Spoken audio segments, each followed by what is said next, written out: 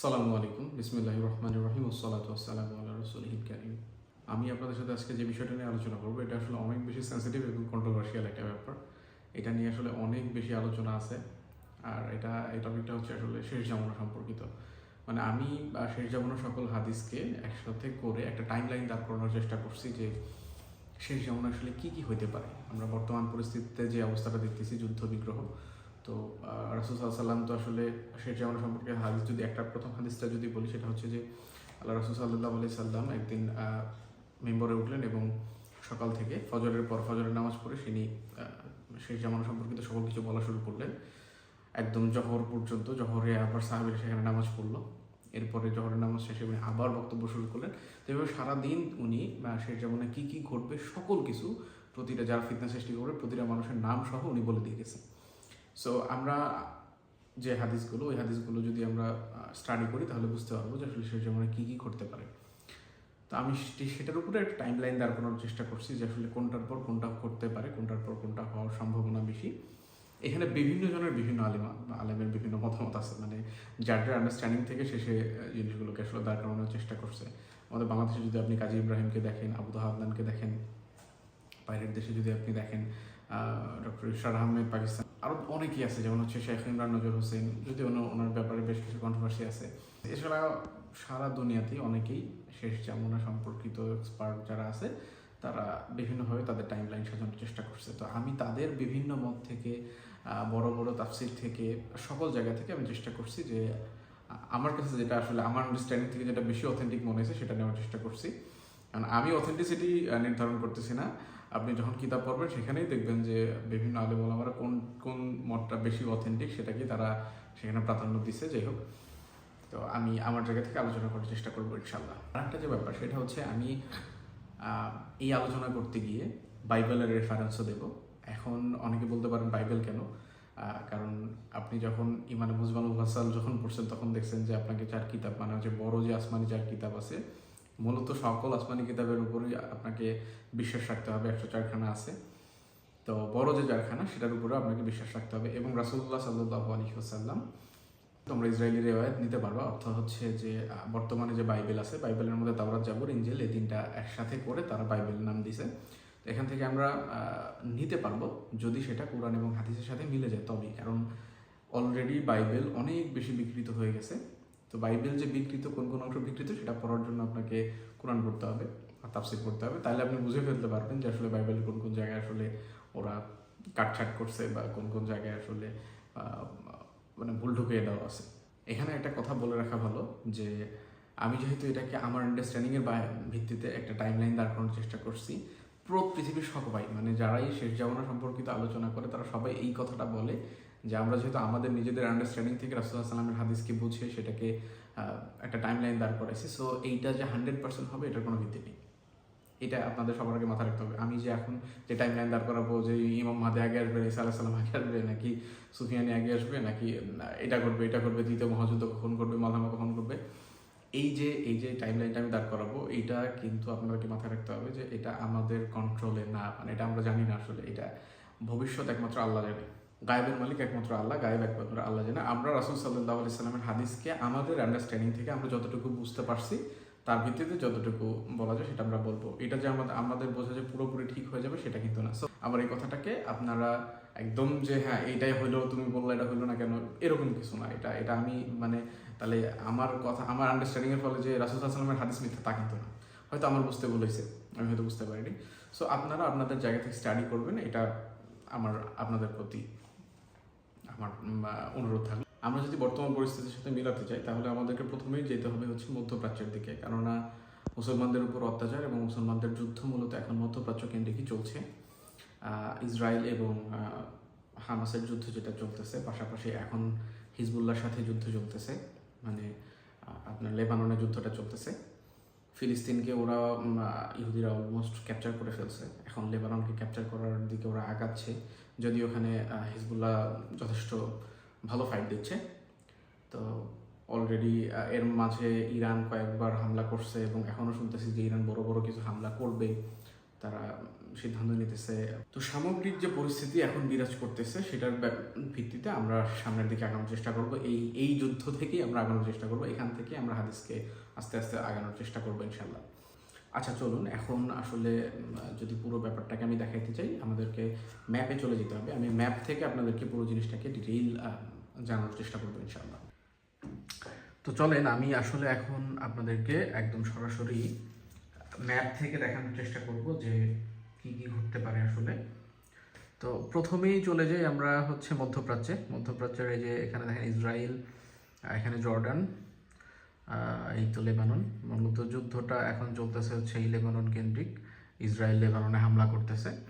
তো আর ইরান দেখেন, এই যে এখানে হচ্ছে ইরান। সো ইসরায়েলের একটা ব্যাপার দেখবেন আপনারা চিন্তা করে, যে ওরা কিন্তু একটা একটা করে ধরে।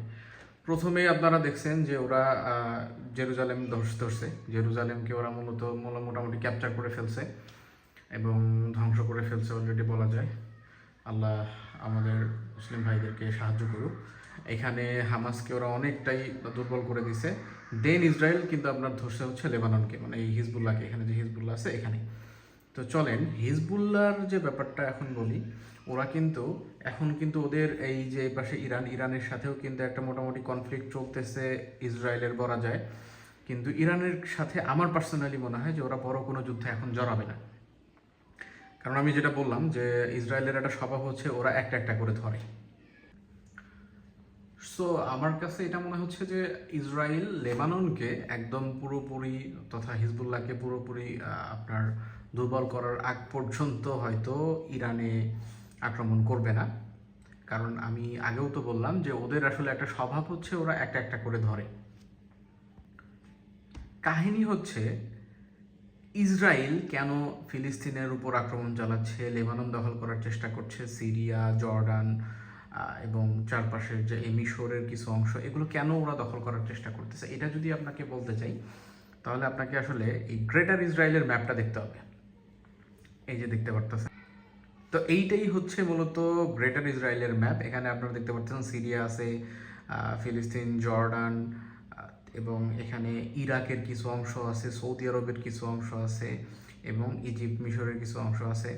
তো এই যে পুরো জায়গাটা, এই জায়গাটাকে ওরা ক্যাপচার করতে চাইতেছে এবং ওরা বলতেছে যে মানে বাইবেলের ভবিষ্যৎবাণী অনুযায়ী বা তাওরাতের কথা অনুযায়ী যে এইটা ওদের প্রমিস ল্যান্ড, এই ল্যান্ডটা ওদের পাওয়ার কথা বা ওরা এই ল্যান্ডটা পাবে। অথচ ওরা যে কিং ডেভিডের কথা বলতেছে, দাউদ আলাহিসাল্লামের কথা বলতেছে, আপনি যদি দাউদ আলাহিসাল্লামের অ্যাম্পায়ার দেখেন, এই যে দেখেন দাউদ আলাহিসাল্লামের অ্যাম্পায়ার কিন্তু এতটুকু ছিল, মানে মেইন অ্যাম্পায়ারটা ছিল এতটুকু। মানে হচ্ছে এই পাশে আপনার নীল নদ থেকে শুরু করে এই পাশের যে ফুরাত নদীটা, এই যে আপনারা দেখতে পারতেছেন যেটা, এটা হচ্ছে ফুরাত নদী, এই পাশে হচ্ছে এটা হচ্ছে আপনার নীল নদ। তো ওদের টার্গেটটা হচ্ছে এই নীল নদ থেকে ফুরাত, এই পর্যন্ত, এই নীল নদ থেকে ফুরাত, এটা হচ্ছে ওদের প্রমিস ল্যান্ড। তো এই ফুরাতের এই শেষ মাথা থেকে নীল নদের এই পর্যন্ত ওরা এই অংশটাকে চায় যে এটা নাকি কিং ডেভিডের। যদিও ওরা মিথ্যা কথা, ওরা এখন নেতানিয়াহু দেখতে পারতেছেন যে আমি একটা ছবি আপনাকে দেখাই। এই যে নেতানিয়াহু বলতেছে যে এইটা নাকি ওদের প্রমিস ল্যান্ড, এখানে ওরা ইজিপ্ট নিতেছে, তারপরে এটাকে কি বলতেছে সুদান, সৌদি আরবের অনেকটা অংশ, জর্ডান, ওরা এই পুরো পুরো জায়গাটাকে ওরা ওদের এম্পায়ার ডিক্লেয়ার করতে চাইতেছে। এই পুরো অংশটাকে ওরা আসলে ওদের এম্পায়ার হিসাবে নিতে চাচ্ছে। কিন্তু যদি বাইবেল অনুযায়ী যদি দেখি বা আপনারা যদি দাউদ আলাইহিসসালামের সম্পর্কে পড়ে থাকেন, দাউদ আলাইহিসসালামের এম্পায়ার সম্পর্কে যদি দেখেন, তো এই যে অংশটুকু, এটাই ছিল হচ্ছে দাউদ আলাইহিসসালামের এম্পায়ার কিং ডেভিড। আপনি দেখতে পাচ্ছেন কিং ডেভিড মানে হচ্ছে খ্রিস্টানরা দাউদ আলাইহিসসালামকে ডেভিড নামে ডাকে। তো ওদের প্রমিস ল্যান্ড এটা। তো ধরলাম যে এইটা ওরা যেটা আসলে আন্দাজ করে আছে, এই নীল নদ থেকে ফুরাত পর্যন্ত যে অংশটা, এটাকে ওরা ক্যাপচার করতে চায়। তো এটা আসলে ওদের ধর্মীয় কারণে। আমরা তো আসলে মুসলমান হয়ে আমাদের ধর্মকে খুব একটা বেশি প্রাধান্য দিই না, কিন্তু ওরা ওদের ধর্মের বাইরে কোনো কিছু করতে চায় না। তো যাই হোক, এই কারণে ওরা আসলে এই অংশ, এই যে পুরো অঞ্চলগুলোকে, এগুলোকে ক্যাপচার করতে চায়। এই লেবানন, জর্ডান, সিরিয়া, ইরাকের অনেকটা অংশ, ইভেন সৌদি আরবের অনেকটা অংশ পর্যন্ত, মানে হচ্ছে এই মদিনার আগ পর্যন্ত বিশাল একটা অংশ ওরা, এই কুয়েত পর্যন্ত এই জিনিসটাকে ওরা ক্যাপচার করে নিতে চায়। কিন্তু আসলেই সত্যি সত্যি কি এটা পারবে? হ্যাঁ, এখন যদি আমি হাদিসের দিকে যাই, আস্তে আস্তে আমি আগাবো। আমি এর আগে লেবানন সম্পর্কে কিছু আলোচনা করে নিই, যে লেবাননে ওরা কিভাবে হামলা করতে চাইতেছে। ইসরায়েল লেবাননে এই বৈরুত দিয়ে ঢুকতে যাচ্ছে। এখানে আর একটা জিনিস হলো, আপনি একটু খেয়াল করলে দেখতে পারেন ফ্রান্সের কাহিনী। ফ্রান্সের প্রেসিডেন্ট যে ম্যাক্রো, ও কিন্তু অলরেডি বলছে যে ও লেবাননে সাহায্য করার জন্য আসতে চায়। এইটাও একটা ফাঁদ। ম্যাক্রো সম্পর্কে জানেন, কিন্তু সমকামিতাকে প্রমোট করে এবং একটা ওর আসলে বেশ ঝামেলা আছে। তো ও চাচ্ছে এখন এখানে দেখেন যে ফ্রান্সের যদি আমি দেখাই যে ও আসতে চাচ্ছে এখান থেকে। তো এখানে আছে ফ্রান্স। তো ফ্রান্স এই যে ম্যাক্রো যেটা বলতেছে যে ও মুসলমানদেরকে তথা লেবাননকে সাহায্য করতে আসতে চায়। তো ফ্রান্স এখান থেকে সমুদ্রপথ দিয়ে ওরা আসলে সরাসরি লেবাননে আসতে চাচ্ছে এবং লেবাননকে সাহায্য করতে চাইতেছে। তো ওরাও মূলত আসতে চায় হচ্ছে এই বৈরুতে। এইটাই আসলে মূল পোর্ট এখন লেবাননে ঢোকার, কারণ আশপাশ দিয়ে হয়তো ঢোকা ওদের পক্ষে পসিবল না, বৈরুত দিয়ে হয়তো ঢুকতে চাইতেছে। এখন সমস্যাটা হচ্ছে ইসরায়েলকে প্রতিহত করার কথা বলে ফ্রান্স আসবে এবং এই ফ্রান্সে কিন্তু ইসরায়েলকে আসলে লেবাননে ঢুকাবে, মানে এটা সেফলি ঢুকাবে আর কি। লেবানন হয়তো সাহায্য করার নাম করে এসে। তো আমার কাছে মনে হয় যে লেবাননের উচিত হবে না ফ্রান্সকে লেবাননে আসতে দেওয়া। হিজবুল্লাহ যতটুকু পারে যুদ্ধ করতে সেটাই চালায় যাওয়া উচিত হবে। তো এখন অনেকে একটা কথা বলবেন যে আচ্ছা, লেবাননে যুদ্ধ করতেছে, আপনার হামাস যুদ্ধ করতেছে, এদের সবাইকে উস্কানি দিতেছে এই বড় মাথা ইরান। কিন্তু ইরান কেন সরাসরি আপনার এই লেবানন এবং ফিলিস্তিনকে সাহায্য করে না? এইটা একটা বড় প্রশ্ন। এইটা আমি এখন আপনাদেরকে ক্লিয়ার করতেছি। তো ইরান আসলে এখানে কোনো ভূমিকা রাখতে পারতেছে না। এর পিছনে একটা বড় কারণ হলো এই জর্ডান। প্রথমবার যখন ইরান যখন প্রথমবার ইসরায়েলে অ্যাটাক করে, ইসরায়েলে যখন হামলা করে, তখন একটা জিনিস খেয়াল করছেন কিনা যে এই জর্ডান কিন্তু বিশ্বাসঘাতকতা করছে। মানে এই জর্ডান কিন্তু ইরানের অনেক মিসাইল ইসরায়েলে পৌঁছার আগে এই জর্ডানেই সেটাকে আপনার মানে ধ্বংস করে দিছে। তো জর্ডান আসলে মুসলিম কান্ট্রি হইলেও এরা কিন্তু আসলে মুসলমানের হয়ে কাজ করতেছে না, এটা আপনার আসলে বুঝতে হবে। তো ইরান আসলে এই জর্ডানের কারণে লেবাননে বা ইসরায়েলে আসতে পারতেছে না। তো এখন আপনি বলতে পারেন যে ইরান যদি ইরাক হয়ে সিরিয়া হয়ে লেবাননে আসে সাহায্য করতে, সেটা সম্ভব কিনা? এটাও সম্ভব না। কেন সম্ভব না সেটা আমি আপনাকে দেখাচ্ছি। তার আগে এটা বলে নেই যে ইরান কিন্তু শিয়াপন্থী একটা দেশ এবং এখানে জর্ডান, মিশর, সৌদি আরব এরা হচ্ছে সুন্নি মুসলিম যারা। এটা তো ইরান যদি এইখান দিয়ে আপনার ইরাক হয়ে সিরিয়া হয়ে লেবাননে সাহায্য করতে আসে, আপনার ওরা ইরাক থেকে সিরিয়া ঢোকার সাথে সাথে জর্ডান দেখবেন ওদেরকে আক্রমণ করে দেবে এবং এই আক্রমণে মিশর এবং সৌদি আরব ওদেরকে সাহায্য করবে। মিশর এবং সৌদি আরব সাহায্য করবে এবং এটারে একটা আসলে শিয়া সুন্নি কনফ্লিক্টের রূপ দিয়ে এটা একটা ঝামেলা পাতায় দেবে। কারণ হচ্ছে সৌদি আরবের বাদশাহ কিন্তু আসলে মুসলমানদের পক্ষে কতটুকু কথা বলতেছে এটা আপনারা সবাই জানেন, এবং ইজিপ্টের সিসি ও আসলে খুব যে ভালো মানুষ তা না, এটাও আপনারা জানেন। তো এখন এটা দিয়েও যাওয়া সম্ভব না। তার আগে আমি আরো ভালো করে বলি যে আসলে ইরান এই ওদের ল্যান্ড বর্ডার ইউজ করে ওদের সেনাকে আসলে ইরাক কেন, সিরিয়া কেন, লেবানন কেন, কোথায় পাঠাইতে পারতেছে না এখন। এটা বড় একটা ওয়ার যখন শুরু হবে তখন হয়তো বেরোবে। এটা পারতেছে না শুধুমাত্র ইউএস মিলিটারি বেস ক্যাম্পের কারণে। এই যে আপনারা যদি এই ছবিটা দেখেন বুঝতে পারবেন যে এখানে দেখেন যে এটা সৌদি আরব, এখানে ইসরায়েল, এখানে Lebanon, Syria, turkey, Iraq, Egypt. তো এই যে ইরানের চারপাশটা দেখছেন, ইরানের চারপাশে এগুলো সব হচ্ছে ইউএস মিলিটারি বেস, ইউএস এর এয়ার মিলিটারি বেস আর কি। যতগুলো এয়ার ডিফেন্স সিস্টেম আছে, এয়ারের বেস আছে, বেস ক্যাম্প আছে ওদের। সৌদি আরবে ওরা আছে, এখানে ওমানে দেখেন কতগুলো আছে, তারপরে দুবাইতে আছে, এখানে কাতারে আছে, ইরাকে আছে। ওদের মানে পুরো যে ইরানটা, পুরো ইরানের চারপাশ ওরা আসলে এই বেস ক্যাম্প মানে ইউএস মিলিটারি বেস ক্যাম্প দিয়ে ভরা। তো ইরানের যে মিলিটারি সিস্টেম আছে, ইরান আসলে ওদের সৈন্য সামর্থ্য যথেষ্ট আছে, ঠিক আছে, কিন্তু ইরানের কাছে এত বেশি ফাইটার জেট নাই, বা মানে আমার মুসলমানদের আসলে বিমান শক্তি খুব একটা বেশি না যে যতটা বেশি আসলে ইউএসের, আমেরিকার। তো ওরা, ইরান যদি আসলে এইদিকে আগে আসতে চায় লেবাননকে সাহায্য করতে, 100% ইউএসএ এখানে বাধা দেবে। ইউএসএ এখানে ওদের মিলিটারি ফোর্স ইউজ করে ইরানকে বাধা দেবে, এবং ইরান থেকে যদি আসলে 20-30 হাজারও সৈন্য আসে, এরা আসলে ওই ইরাক হয়ে লেবানন পর্যন্ত, সিরিয়া হয়ে লেবানন পর্যন্ত পৌঁছাতে পারবে না। হয়তো ইউএস মিলিটারিরা এর আগেই ইরানের সবাইকে মেরে ফেলবে। কারণ এই এই এয়ার ডিফেন্সকে ভাঙা আসলে খুব মুশকিল, কারণ আমেরিকার এয়ার ডিফেন্স, আমি যেটা বলতেছিলাম যে খুবই শক্তিশালী এয়ার ডিফেন্স। তো আমি যেহেতু আসলে আলোচনা করতেছি এখানে এখানে আসলে আপনাকে স্বতন্ত্র আলোচনা করতে হবে। আমি অ্যাজ এ মুসলিম হলেও যার শক্তি সামর্থ্য এখানে বেশি সেটাকে আমার আলোচনা করতে হবে।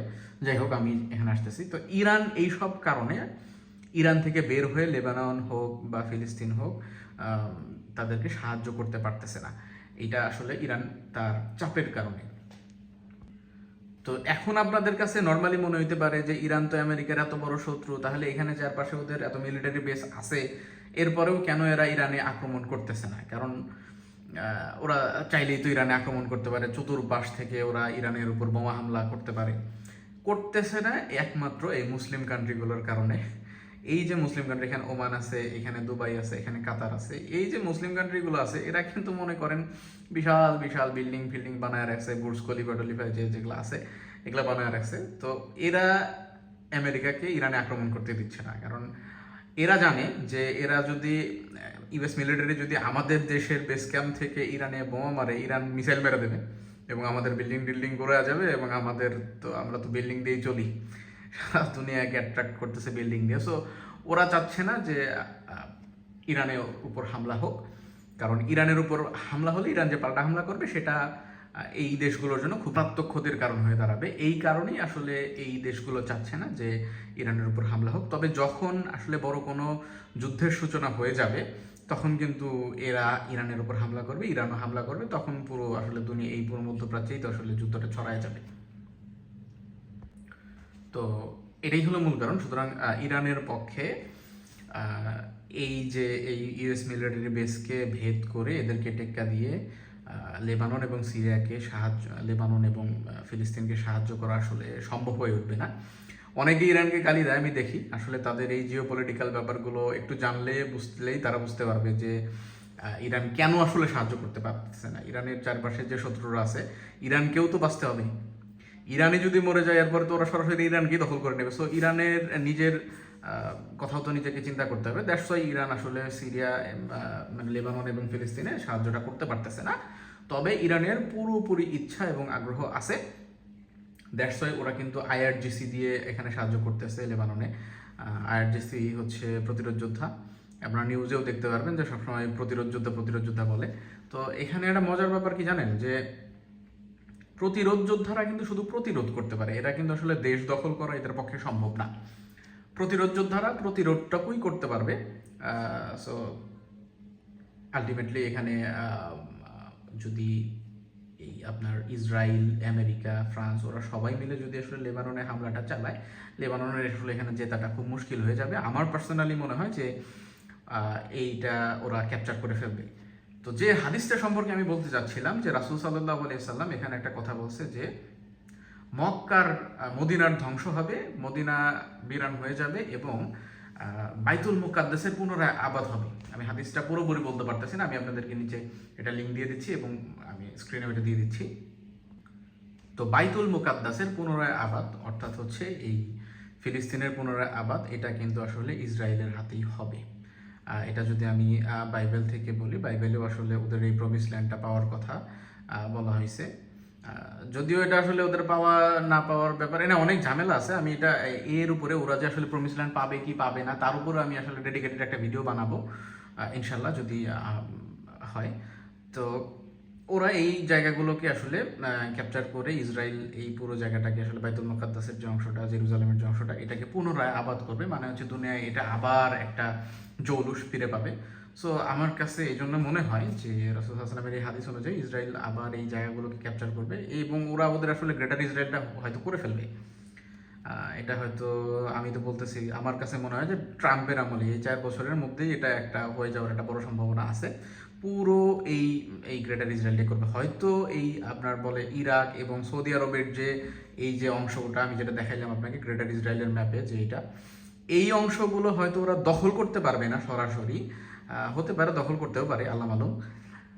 কিন্তু আমার কাছে মনে হয় যে এই অংশগুলোকে ওরা ওদের কন্ট্রোলে রাখবে, মানে হচ্ছে ওদের পাপেট সরকার বসায়, যেমন সৌদি আরবে ওদের পাপেট সরকার বসাবে, জর্ডানে ওদের পাপেট সরকার অলরেডি বসে আছে, ইরাকে ওদের পাপেট সরকার বসাবে, সিরিয়ায় পাপেট সরকার বসাবে, মানে ওদের কন্ট্রোলে নিয়ে এই পুরো জায়গাটাকে ওরা গ্রেটার ইসরায়েলের মতো ব্যবহার করবে আর কি। এটা আমার কাছে পার্সোনালি এখন মনে হচ্ছে। তো এখন চলেন আর একটা জিনিস আলোচনা করি, যে ধরেন ওরা ইসরায়েল এই জেরুজালেম এবং লেবানন দখল করে ফেললো। জেরুজালেম এবং লেবানন দখল করার পরে ওদের কাজটা কি হবে? এইখানে আমেরিকার এন্ট্রি হবে এবং ইসরায়েল এবং লেবানন নিজেদের কাজ, মানে ইসরায়েল এই লেবানন এবং ফিলিস্তিনকে নিয়ে ওদের একটা আলাদা কাজ আছে, এটা আমি আলোচনা করতেছি। তো আমেরিকার ব্যাপারটাও আমি একটু পরে আলোচনা করতেছি, যে ইসরায়েল এখন যে জেরুজালেমে আমাদের মসজিদুল আকসা যেটা আছে, বাইতুল মুকাদ্দাস, এটাকে ওরা ভেঙে ফেলবে। এটা হয়তো অনেকেই জানেন যে ওই লাল বাছুরের কাহিনী, লাল বাছুর জবাই করবে, ওখানে ডোম অফ দ্য রক ভেঙে ওরা একটা টেম্পল বানাবে, সিনেগগ টাইপের একটা টেম্পল মন্দির, সিনেগগ টাইপের একটা মন্দির ওরা বানাবে। এটা কেন করবে? এটা করবে হচ্ছে প্রথম পুঁজির হিসাব, সেটা হচ্ছে যে যদি আমি ধর্মীয় কথা বাদ দিয়ে যদি সামাজিক হিসাবে বলি, সামাজিক কথাটা হলো যে এখন জেরুজালেম শুনতেই কিন্তু সবার মনে একটা কথাই আসে, সেটা হচ্ছে মসজিদুল আকসা, বাইতুল মুকাদ্দাস। তো এইটা শুনলে মুসলমান লাগে। সো জেরুজালেম শুনলেই এখন মুসলমানদের একটা দেশ, মুসলমানদের একটা জায়গা, এরকম মনে হয়। সো এইটা অবশ্যই ইসরায়েলরা চাবে না যে এটা মুসলমানদের কোনো কিছু থাকুক। তো বাইতুল মুকাদ্দাসকে ভেঙে ওরা যখন সিনেগগ টাইপের একটা মন্দির বানাবে, থার্ড টেম্পলটা যখন বানাবে, তখন সারা দুনিয়া দেখবে যে আরে জেরুজালেমে তো ইহুদিদের বিশাল মন্দির, বিশাল একটা কিছু আছে। সো ওইটা তখন জেরুজালেমটা মানুষ ভিজিট করবে হচ্ছে ইহুদিদের জন্য, ইহুদিদের বিশাল একটা মন্দির দেখার জন্য। তো তখন আর মুসলমানদের যে একটা মসজিদ ছিল এইটা আর তখন থাকবে না। এই মুসলমানদের এই মসজিদের আলোচনা যখন থাকবে না, তখন কিন্তু স্বাভাবিকভাবেই এই জেরুজালেমটা ইসরায়েলিদের, মানে ইহুদিদের, ওখানে সিনাগগ থাকলে ইহুদিদের মনে হবে, ইহুদিদের একটা যে আস্তানা, ইহুদিদের একটা জায়গা, ওই রকম একটা জিনিস মনে হবে। তো যাই হোক, এরপরে যে হাদিসটা সেটাও আমি বলতেছি। এরপরের হাদিসে আল্লাহ রাসূলুল্লাহ সাল্লাল্লাহু আলাইহি ওয়াসাল্লাম বলছে যে তোমরা রোমের সাথে মিশে একটা মানে খ্রিস্টানদের সাথে মুসলমানরা অ্যালায়েন্স করবে, রোমের সাথে মিশে একটা অ্যালায়েন্স করবে এবং আর একটা বড় দলকে আমরা হারায় দেব, মানে মুসলমানরা হারাবে এখানে, মানে ওই ওই ওই দলকে হারিয়ে দেবে। তো এখানে রোম বলতে যদি আমি বলি, রোমের কথা যদি বলি, রাসূল সাল্লাল্লাহু আলাইহি সাল্লামের সময় রোমান এম্পায়ার যেটা ছিল এই যে এই অংশটা, মানে হচ্ছে বর্তমানের যে এই ইউরোপের অংশটা, এই যে আমি যদি দেখাই, মানে এই যে ইউরোপের যে অংশটা, এটা কিন্তু ছিল হচ্ছে আপনার রোমান এম্পায়ার। তো অনেকে আসলে এখন এই রোম বলতে রোমান এম্পায়ারকে বোঝায়, যে হতে পারে যে রাসূল সাল্লাল্লাহু আলাইহি সাল্লামের সময় যে রোম যেটা ছিল সেটাই হচ্ছে এটা। কিন্তু আমি যদি বাইবেলের সাথে মিলাই, বাইবেলে বলা আছে যে অনেকে এটাকেই মনে করতেছে যে এটা রোম, কিন্তু আমার কাছে পার্সোনালি রোম বলতে রাশিয়াকে মনে হয়।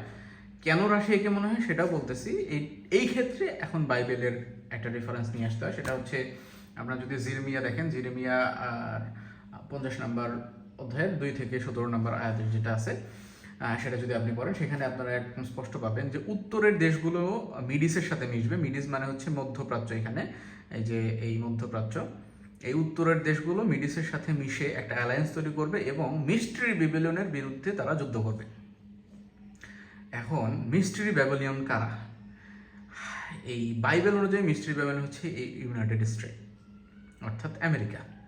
এই উত্তরের দেশ বলতে যদি আমি রাশিয়াকে বুঝি, রাশিয়া মূলত এই মিডিস অর্থাৎ হচ্ছে মধ্যপ্রাচ্যের যে দেশটা, এই যে পুরো মধ্যপ্রাচ্যের দেশগুলো, এই মধ্যপ্রাচ্যের দেশগুলোর সাথে মিশে এই আমেরিকার সাথে যুদ্ধ করবে।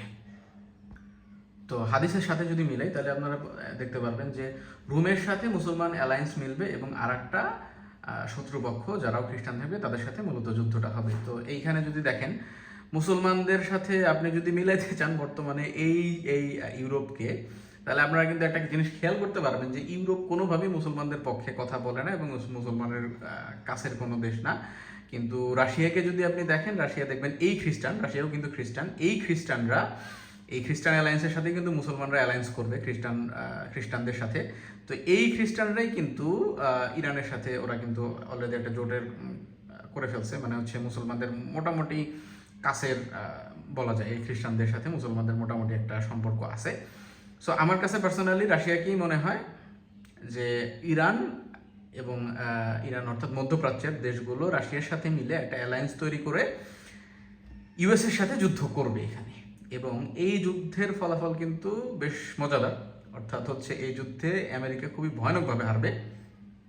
এটা বাইবেলে বলা আছে যে ওরা এমনভাবে হারবে, হেরে একদম চলে যাবে, মানে ওরা আর কোনোদিন এই মধ্যপ্রাচ্যের দিকে ফিরে আসবে না। এবং আর একটা মজার ব্যাপার হচ্ছে ওই হাদিসে আর একটা কথা বলা আছে, আমি স্ক্রিনে দিয়ে দিয়েছিলাম, হয়তো আপনারা পড়ছেন, যে যুদ্ধলব্ধ অনেক জিনিস পাবে। কারণ হলো আমি আপনাদেরকে যেখানে দেখাইছি ইউএস মিলিটারি বেস, যে এই যে মধ্যপ্রাচ্যে যে ওদের মিলিটারি বেসটা আছে, মূলত ওরা তো যুদ্ধ এখানেই করবে।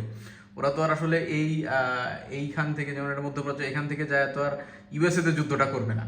ওদের যুদ্ধটা কিন্তু এই মধ্যপ্রাচ্যের ভিতরেই যুদ্ধটা চলতে থাকবে। এবং এখানে যে ওদের যে মিলিটারি বেসগুলো আছে, এই যুদ্ধে ওদের এই মিলিটারি বেসগুলো আসলে একরকম ধ্বংস হয়ে যাবে।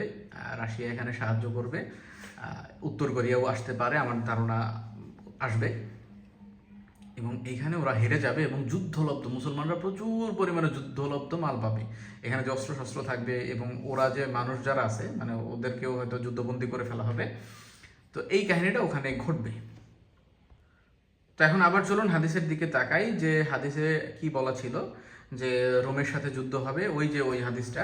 তো ওখানে কিন্তু আর একটা কথা বলেছিল যে তোমরা ওই যুদ্ধে জিতবা, যুদ্ধে আমরা জিতবো, মানে হচ্ছে এখানে আমেরিকার সাথে অলরেডি আমরা হয়তো জিতে যাব, রাশিয়া এবং মধ্যপ্রাচ্য মিলে যে অ্যালায়েন্সটা হবে। এই যুদ্ধে জেতার পরে আমরা যখন ফিরে আসতে শুরু করব, জেতার পরে মুসলমান এবং রাশিয়ান খ্রিস্টানরা একসাথে হয়তো জিতে আসতে থাকবে, মধ্যপ্রাচ্যেরই কোনো জায়গায় হয়তো এই জিনিসটা ঘটবে। তখন রাসূল সাল্লাল্লাহু আলাইহি ওয়াসাল্লাম বলতেছে যে একজন ব্যক্তি ক্রুশ উত্তোলন করবে এবং বলবে যে এই বিজয় ক্রুশের। কিন্তু স্বাভাবিকভাবে আমি মুসলমান, আমাদের কাছে এই জিনিসটা কখনোই সহ্য হবে না যে একটা মানুষ বলতেছে এই বিজয় ক্রুশের, কারণ আমরা পার্সোনালি জানি যে এই বিজয় আল্লাহ আমাদেরকে দান করছে। সো ওই ব্যক্তি গিয়ে ওই ক্রুশটাকে ভেঙে দেবে, ওখানে বাকবিতণ্ড হবে। এবং আরেকটা হাদিস আছে যেখানে আছে যে ওই যে মুসলমানের ওই দলটা যারা থাকবে, যারা ক্রুশ ভেঙে দেবে, ওইখানে খ্রিস্টানরা ওই মুসলমানদের সবাইকে মেরে ফেলবে, কেউ ওখান থেকে আসলে বেঁচে ফিরতে পারবে না। তো তখন কি হবে, তখন আসলে এই রাশিয়ান বা এই খ্রিস্টান অ্যালায়েন্সের সাথে আমাদের একটা ঝামেলা বেঁধে যাবে, মধ্যপ্রাচ্যের একটা ঝামেলা বেঁধে যাবে। মধ্যপ্রাচ্য তখন আসলে মানে এই মুসলমানদের বিরুদ্ধে একটা যুদ্ধের পরিকল্পনা করবে। তখন এই রাশিয়া এই যে ইউরোপীয় যারা আছে এদেরকে সাথে নেবে, এদেরকে সাথে নিয়ে একটা বড় অ্যালায়েন্স তৈরি করবে এবং মুসলমানদের উপরে আক্রমণটা চালাবে। এই আক্রমণটাই কিন্তু মূলত হবে হচ্ছে মালহামা বা আর্মাগেডন বা তৃতীয় বিশ্বযুদ্ধের সূচনা। আমেরিকার সাথে যুদ্ধটা কিন্তু আমাদের মালহামা বা আর্মাগেডন না। এই যে যুদ্ধ যেটা হবে খ্রিস্টানদের সাথে, আমাদের যে যুদ্ধটা পরে বেঁচে যাবে, যে এই ইউরোপীয়রা এবং রাশিয়া মিলে যারা পুরো খ্রিস্টান অ্যালায়েন্স তৈরি করবে, এই অ্যালায়েন্স আমাদের মুসলমানদের উপর যখন, এই যে মুসলিম দেশগুলো যারা পুরো মধ্যপ্রাচ্য জুড়ে যেগুলো আছে এদের উপরে যখন আক্রমণ চালাবে, তখন এটা হবে আসলে মূলত মালহামা। এবং এই আক্রমণে ওরা সর্বপ্রথম টার্কিকে দখল করবে, হাদিসে যেটাকে বলা হয়েছে কনস্টান্টিনোপল। তো সর্বপ্রথম এই খ্রিস্টান অ্যালায়েন্স কনস্টান্টিনোপল দখল করবে। ওরা এই কনস্টান্টিনোপলটাকে দখল করে নেবে এবং আস্তে আস্তে সিরিয়া, ইরাক এবং এই পুরো অঞ্চলটাকেই ওরা ক্যাপচার করে নেবে, সৌদি আরবের, এবং হাদিসে আছে যে শুধু মক্কা এবং মদিনাকে বাদ দিই। তো এই পুরো অঞ্চলটাকে ওরা ক্যাপচার করে নেবে এবং তখন মুসলমানরা আসলে হতাশ হয়ে যাবে, এই পুরো ওদের সাথে যুদ্ধে হেরে একরকম হতাশ হয়ে যাবে এবং ইমাম মাহাদির জন্য অপেক্ষা করতে থাকবে। তো আমার পার্সোনাল ধারণা হচ্ছে তখন এই যে ইয়েমেন অর্থাৎ হুতি যারা আছে, এই ইয়েমেন থেকে আপনার মানে ইমাম মাহাদি বেরোবে। ইয়েমেন থেকে ইমাম মাহাদি বেরোবে কেন বলতেছি, যে আসলে এটার পিছনেও একটা কাহিনী আছে। হাদিসগুলো আসলে অনেক অনেক বড় বড় হাদিস, তো এটা আলোচনা করতেও আসলে অনেক বেশি সময় লাগে। অলরেডি এই ভিডিওই হয়তো আধা ঘন্টার বেশি হয়ে গেছে, আমি ওটা পরে কোনো সময় আলোচনা করব। তা আমার পার্সোনালি ধারণা যে ইয়েমেন থেকে ইমাম মাহাদি অর্থাৎ এই হুতিদের একটা দল, এরাও হয়তো তখন যখন এই পুরো জায়গাগুলো ক্যাপচার করা হবে, এরাও তো আসলে আত্মগোপনে থাকবে, কিন্তু তখন ইমাম মাহাদির নেতৃত্বে, ইমাম মাহাদি কিন্তু আবার ইয়েমেন থেকে আত্মপ্রকাশ করবে না, এটা মনে রাখেন। ইমাম মাহাদি কিন্তু এই যে মক্কা থেকে আত্মপ্রকাশ করবে। সো ইমাম মাহাদি এখান থেকে মক্কাকে যা দখল করে নেবে।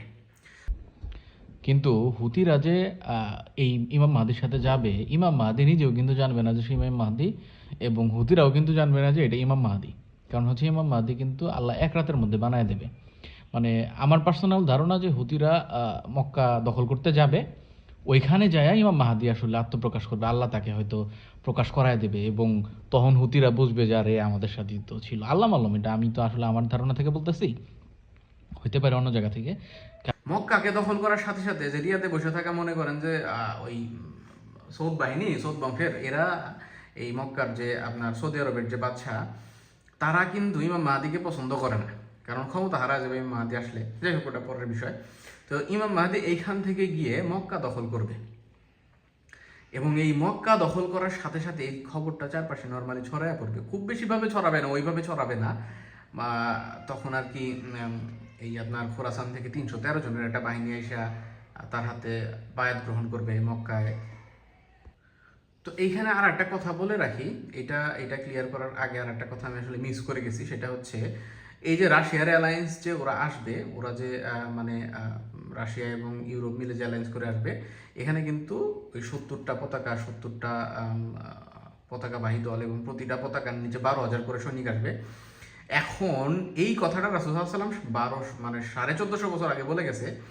এখন এসে আমরা জানি যে একটা ডিভিশন সমান কিন্তু 12,000 সৈনিকে, মানে হচ্ছে প্রতিটা পতাকা মানে হচ্ছে একটা করে ডিভিশন, প্রতিটা ডিভিশনে 12,000 করে সৈনিক থাকবে। সো 70টা ডিভিশন আসবে এই পুরো মধ্যপ্রাচ্যকে আক্রমণ করার জন্য। সো এটা অনেক বড় সৈনিক একটা যাই হোক, এখন আসলে মূল কথা আসি। ইয়েমেন থেকে যে মক্কায় যখন আসবে, মক্কায় যখন ইমাম মাহদি আসবে, তো তখন হবে কি যে মক্কায় তার কাছে বায়াত গ্রহণ করবে খোরাসান, মানে হচ্ছে আফগানিস্তান বর্তমানে, ওখান থেকে একটা দল এসে তার কাছে 313 জন এসে তার হাতে বায়াত গ্রহণ করে তার হাতকে শক্তিশালী করবে। তো মক্কা থেকে মদিনা তখন সিদ্ধান্ত নেবে, তখন ইমাম মাহাদি সিদ্ধান্ত নেবে যে মক্কা যেহেতু দখল করা হয়ে গেছে, তখন সে মদিনার দিকে আগানো শুরু করবে, যে মদিনা দখল করতে হবে। এই সময় এই যে এইখানে জর্ডান, কায়রো, সিরিয়া, মিশর, যে এই যে জায়গাগুলো আছে, এইখান থেকে সুফিয়ানির জন্ম হবে। সুফিয়ানি এখানে শাসন করবে। সুফিয়ানি, আমার পার্সোনালি মত হচ্ছে, খ্রিস্টানরা যখন এই অঞ্চলগুলোকে দখল করে নেবে, তখন এইখানে মুসলমানরাই শাসন করবে, কিন্তু মুসলমান নামের আসলে ও নিজে নামে মুসলমান থাকবে, কিন্তু কাজে কোনো মুসলমান থাকবে না। অর্থাৎ সুফিয়ানির যে জায়গাটাকে বলা হয়েছে, সুফিয়ানি কিন্তু এই যে সিরিয়া থেকে সে শাসন করবে। তো ইমাম মাহাদির খবর যখন সে পাবে যে মক্কা থেকে, এই যে এখানে মক্কা থেকে যখন সে মদিনার দিকে রওনা হয়েছে, তখন কি করবে সুফিয়ানি, তার যে বাহিনী এই আরো এই আশপাশের ইজিপ্ট সহ, জর্ডান সহ, ইরাক সহ যে কয়েকটা জায়গা আছে, এখানকার যে বাহিনী, তারা মিলে এই দিকে আপনার হচ্ছে মক্কার দিকে মানে পাঠাবে, সৈন্য পাঠাবে, বিশাল একটা সৈন্যবাহিনী পাঠাবে ইমাম মাহাদিকে মারার জন্য। তো ইমাম মাহাদি মক্কা থেকে সামনের দিকে একটু আগাবে, যখন এই মদিনার দিকে যাওয়া শুরু করবে, এইখানে আপনার বাইদা, আমি দেখতেছি না কোন জায়গা মনে একটা জায়গা আছে, বাইদা, আচ্ছা যাই হোক, বাইদা নামক স্থানে গিয়ে, এই যে আপনার এই মাঝামাঝি কোনো একটা জায়গা হবে, বাইদা নামক স্থানে যায় এই যে সৈন্য যারা পাঠাইছিল ইমাম মাহাদিকে মারার জন্য, ওরা মানে হচ্ছে এই সুফিয়ানি, এই সৈন্যদল একদম এখানে ডাইবা যাবে, আল্লাহ মাটির নিচে ডাবায় দিবে এদেরকে। যখন এই সৈন্যদল একদম মাটির নিচে ডেবে যাবে, তখন সারা দুনিয়ার মুসলমানরা ক্লিয়ার হয়ে যাবে এটা ইমাম মাহদি, একদম ক্লিয়ার হয়ে যাবে এটা ইমাম মাহদি। আর যখন ইমাম মাহাদির কথাটা ক্লিয়ার হয়ে যাবে যে এটা ইমাম মাহাদি, তখন একটা কাহিনী হইলো যে আপনাকে বরফের উপর হামাগুড়ি দিয়ে হইলেও ইমাম মাহাদির হাতে বায়াত গ্রহণ করতে হবে। আপনার যদি রিসেন্টলি, এই যে আমি স্ক্রিনে দিয়ে দিচ্ছি ছবিগুলো, এগুলো কিন্তু রিসেন্ট সৌদি আরবের ছবি, দেখেন সৌদি আরবে বরফ পড়তেছে। সো আল্লাহ রাসূল সাল্লাল্লাহু আলাইহি ওয়াসাল্লামের হাদিসগুলো কেমনে জানি একদম মিলে যায়, যে এখন যদি বরফ পড়ে আর কিছুদিনের মধ্যে যদি ইমাম মাহাদি চলে আসে, সো তখন কিন্তু দেখা যাবে যে বরফ পড়ে থাকবে। সো তখন আপনাকে বরফের উপর হামাগুড়ি দিয়ে ইমাম মাহাদির হাতে বায়াত গ্রহণ করতে হবে, তখন কিন্তু আপনি বাধ্য। কিন্তু মজার ব্যাপার হচ্ছে আমরা যারা বাংলাদেশে আছি তাদের কি ইমাম মাহাদির কাছে যায় এখানে বায়াত গ্রহণ করতে হবে না। তো বাংলাদেশিদের জন্য কি আল্লাহ ছাড় দিছে? বাংলাদেশিদের জন্য আসলে আল্লাহ ছাড় দিছে না, এখানে আসলে আমাদের জন্য ছাড় দেয় নাই, কিন্তু আমাদেরকে এখানে যে যুদ্ধ করতে হবে না, বরং আমাদের যুদ্ধ হবে এই যে এটা দেখতেছেন না দেশ, মালাউনদের দেশ, এগোর সাথে, এই ইন্ডিয়ার সাথে, ইন্ডিয়ার ভারত মানে এই হিন্দুদের সাথে মুসলমানের একটা যুদ্ধ হবে যেটার নাম গাজওয়াতুল হিন্দ, সেটা সম্পর্কে আমি বলবো। এবং এই দুই যুদ্ধের টাইম লাইন সেম। এখানে যখন ইমাম মাহদী যুদ্ধ করবে, এইখানে তখন গাজওয়াতুল হিন্দ চলবে। মানে হইলো যে রাশিয়ারা যখন মনে করেন যে মধ্যপ্রাচ্য দখল করে নেবে, তখন ইন্ডিয়ার মনে খুব সুখ লাগবে।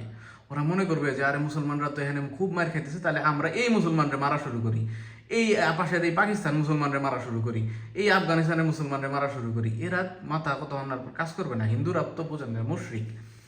তো এইখানে হবে কাফেরদের বিরুদ্ধে যুদ্ধ, এখানে হবে মুশরিকদের বিরুদ্ধে যুদ্ধ, মূর্তি পূজারীদের বিরুদ্ধে যুদ্ধ হবে।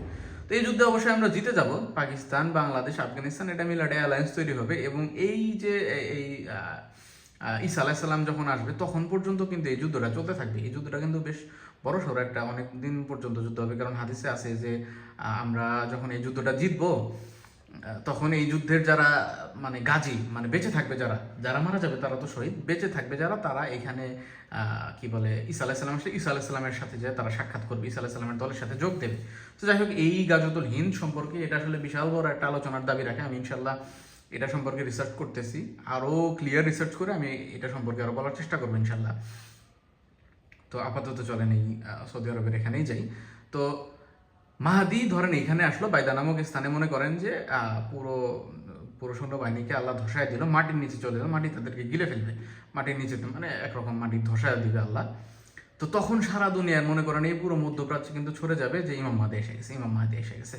তো ইমাম মাহাদি কিন্তু মদিনায় যেতে পারবে না।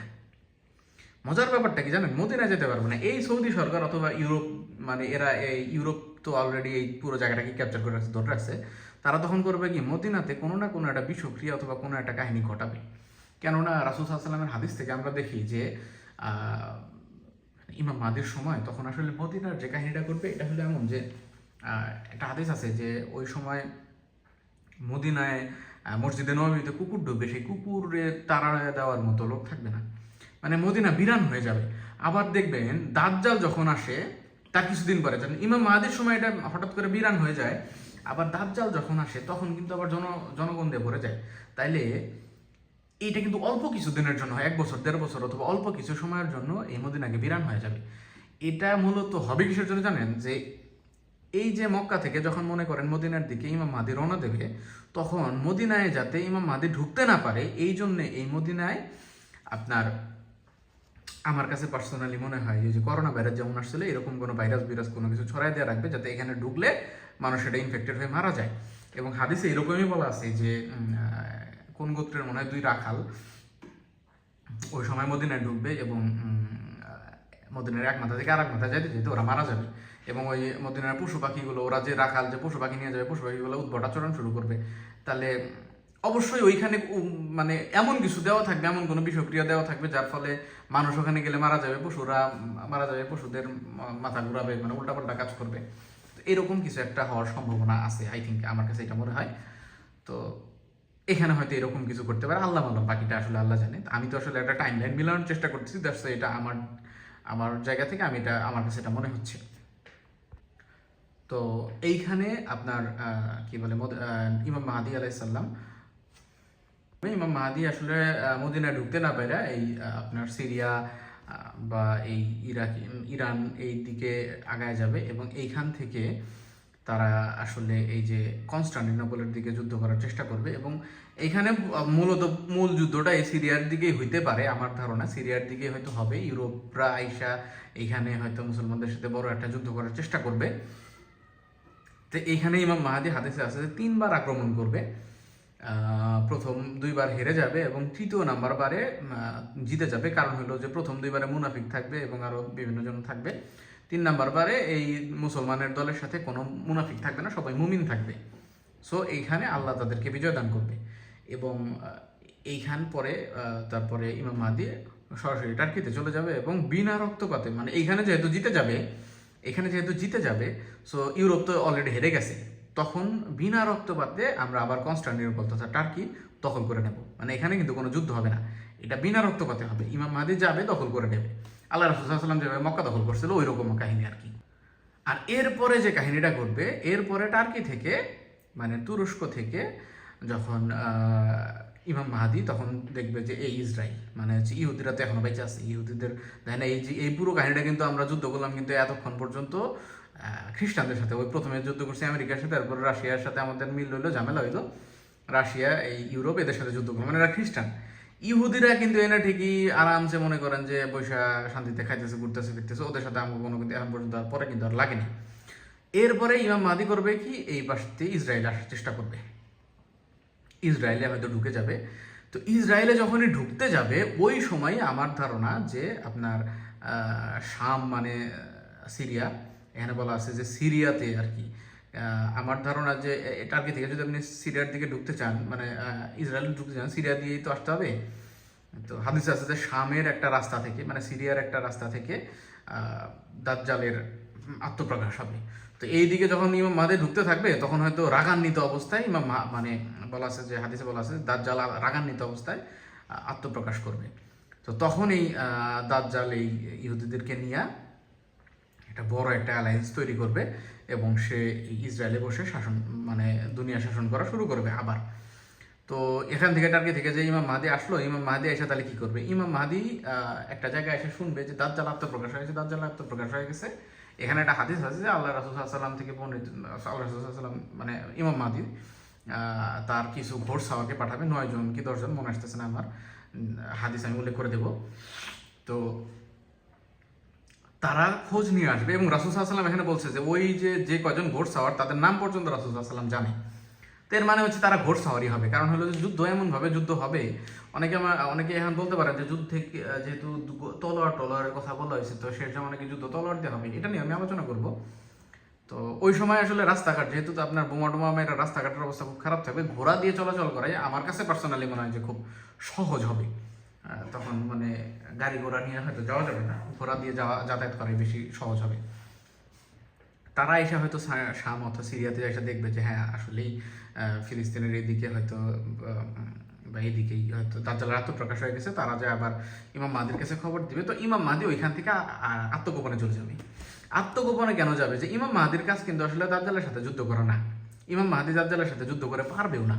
এবং আপনি যদি কুরআন হাদিস পড়েন সেখানেও আপনি দেখতে পারবেন যে আসলে দাজ্জালের মুখোমুখি হইতে মুসলমানদেরকে নিষেধ করা হয়েছে, তোমরা দাজ্জালের মুখোমুখি হয়েও না, কারণ দাজ্জাল এত বেশি ফিতনাবাজ, ও এত বেশি ফিতনা ছড়াইতে পারে যে আপনি যত বড় মুমিনি হন না কেন ওর সামনে গেলে ও আসলে মানুষকে ধোকায় ফেলে দেবে।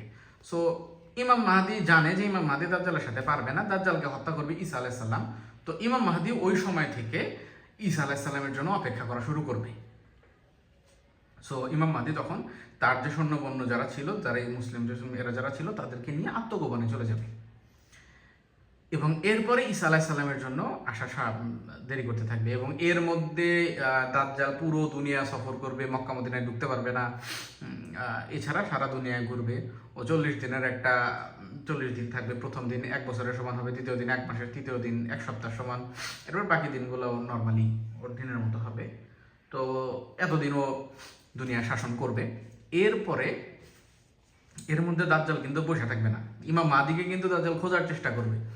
এবং এরপরে ইমাম মাহদিকে সে কোথায় খুঁজে পাবে, সে ওই দামেস্কের এই যে দামেস্কের যে সাদা মিনার মসজিদ, ওই দামেস্কের সাদা মিনারওয়ালা মসজিদে আপনার কি বলে এটাকে, যে ও ইমাম মাহদিকে খুঁজে পাবে।